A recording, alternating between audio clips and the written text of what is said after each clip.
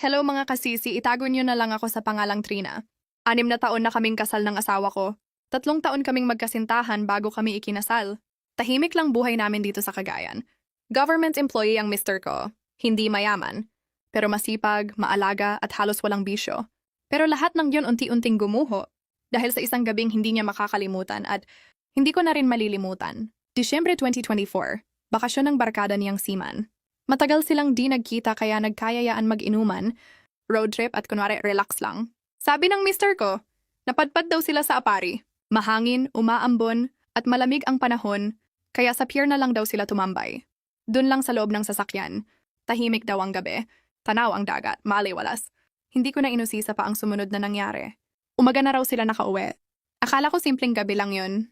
Pero makalipas ang ilang buwan, napansin kong nag-iba siya. Parang laging pagod. Madaling sipunin. Panay ang sakit ng ulo. Nawalan ng gana sa pagkain, nangayayat, nagiging tahimik. Iba na ang kilos niya. Ayoko man isipin pero ramdam ng isang asawa pag may tinatago.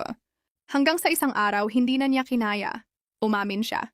Positive siya sa HIV. Para akong binuhusan ng malamig na tubig.